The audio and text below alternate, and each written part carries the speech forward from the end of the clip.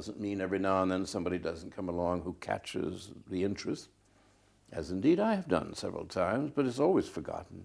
I have very many, as you might have gathered, political enemies in the United States. I'm the only one who said no to the empire. I'm the only one who is not devoted to capitalism in its really purest decadence, as we have in America, with 1% owning everything, and something like 80% doing very badly, contrary to the figures that we are given out by the Treasury. Anyone who takes my line is going to have a very difficult time in the press. Well, you must remember, I'm always against the grain of a very, very conservative, very sectarian, overly religious country, not addicted to irony and terrified of satire. So you see what an easy path I set myself. But I was intrigued because when you were talking earlier, you seemed so equivocal about the form of the novel and the possibility of writing in it successfully that I'm still not clear why you've devoted so much of your career to writing novels. Well, I'm a novelist. That's what novelists do. They write novels.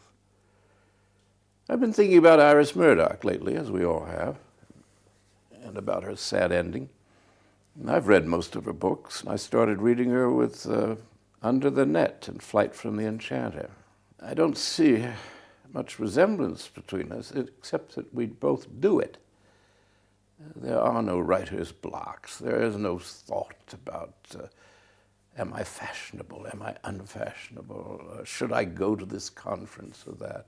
I've never been to a literary conference of any kind, and avoid literary company as much as possible. But she was the least activist writer that I can think of, with myself running a close second. She just wrote the books because her imagination worked. The City and the Pillar, we talked about it ending your political ambitions, at least at the highest level, but it also had literary consequences, didn't it, the reviews of it? Yes, indeed it did. Yeah, well, I touched a nerve. What I said was that normal boys fall in love with each other, often sexually. And after 3 years, from the ages of 17 to 20, in the army overseas, I was something of an expert on the subject, as was 13 million others. Not many of them turned out to be as candid as I, or perhaps as observant. And this was something you could not say in 1948. You still can't say it. The writer who is thought of as a homosexual writer is always thought of as second rate. And even though he might be very brilliant, simultaneously, you see he's missed out on all the great experiences of life, which is the main subject of the novel, certainly since people began to read in quantities in the 18th century, which is marriage and children. And these books were created in order to make people obedient. That's still with us. This primitive writing is still the main line of our literature. Why Murdoch was so interesting that she took it, absorbed it, and transformed it, and brought her imagination to bear upon it.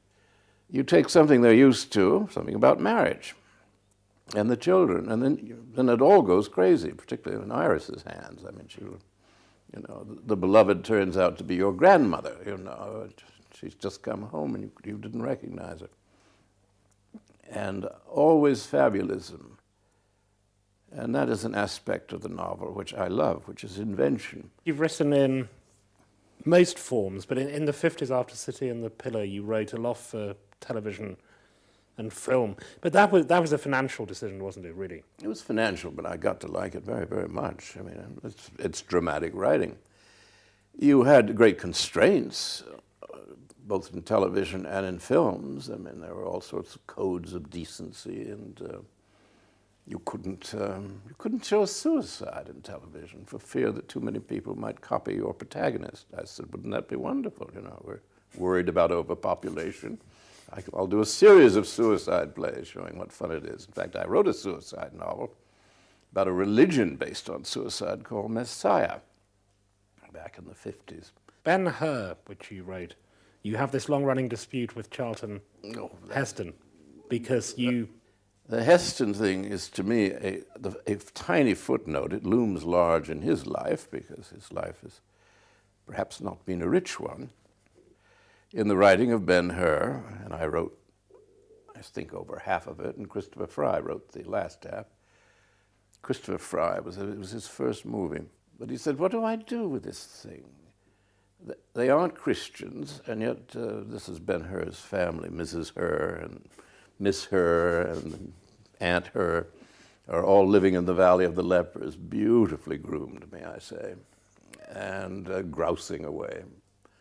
And somebody said, there's a holy man in Jerusalem, they're going to crucify him. Oh, isn't that interesting? Well, let's go into town. Yes, let's go into town. You go in and out of the Valley of the Lepers, you know, as you like. So they go to town, and they're standing there with a few tasteful beauty marks on their face. And Jesus passes by, and there's and what we call in the movies an effulgent light. And suddenly, all of their makeup falls off, and they're no longer lepers. Christopher Fry said, this makes no sense. What's the motivation? If they had served Jesus in some way, if they had done good works, even if they were Christians. But they aren't anything. They're just a bunch of grousing lepers who come to town to watch a crucifixion. I said, Christopher, think of this section. I'm so happy. I've left it for you to write. I've always thought of it as Christ dermatologist. That as he passes them, he must look at them and say what every dermatologist says in Southern California when you have a skin eruption. It's just nerves, dear. That will justify the scene. When you came back to the novel with Julian, there are two things that seem striking about that. First of all was the decision to write historical novels, which then dominates